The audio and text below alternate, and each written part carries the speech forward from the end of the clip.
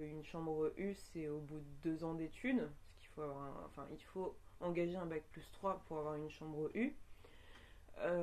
J'ai vécu 2 ans dans une loge de concierge avec ma mère avant de pouvoir vraiment avoir mon espace à moi. J'ai emménagé à Daviel au début de ma troisième année de fac, de licence.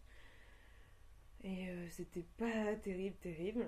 Donc c'est au niveau de l'hygiène, bah, c'était vraiment pas ça. Enfin, des fois j'avais l'impression de vivre dans un camp. Enfin vraiment, les gens jetaient leur sac poubelle par les fenêtres. Je sais plus, il devait y avoir 11 étages. C'était vraiment une tour gigantesque. Il y a beaucoup trop de gens. Enfin, il y avait à la fois une résidence et un foyer de jeunes travailleurs pour un concierge. Pour je sais pas combien de femmes de ménage, trop peu. Ils devraient vraiment réorganiser les choses. En plus, c'est un quartier qui craint. Il y a eu plusieurs incidents.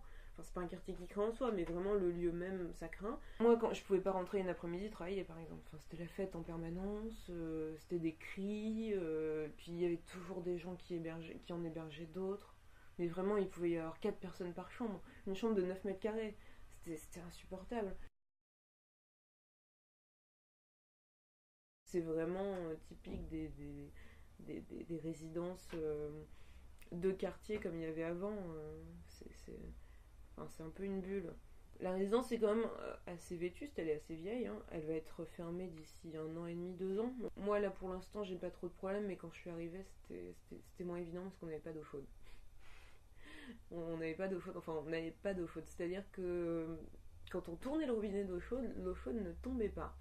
Elle pouvait tomber au bout de 20 minutes, une demi-heure, comme 10 minutes, on n'en savait rien.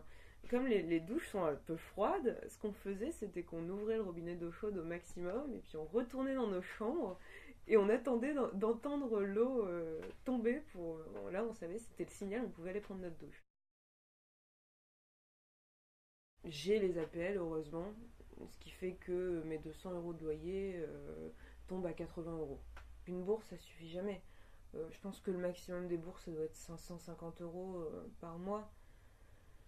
À partir du moment où on a un loyer à payer, tout le monde a un téléphone, tout le monde a une carte de transport. À Paris, c'est 40 € par mois. Tout le monde doit remplir son frigo.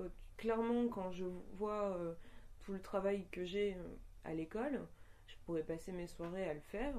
Bah non, je passe mes soirées à donner des cours particuliers, à faire mes articles pour mes piges, parce que j'ai besoin d'avoir de l'argent en plus. Depuis mon arrivée à Paris, j'ai l'impression d'être en transition. J'ai l'impression d'attendre désespérément, de ramer jusqu'à la fin de mes études pour attendre enfin d'avoir un jour un salaire, enfin un appartement, parce que voilà, là c'est pareil, ma chambre, je sais pas si je vais être reconduite en septembre prochain, après ce sera fini, ce sera plus ma chambre. On n'est jamais, on n'est jamais fixé.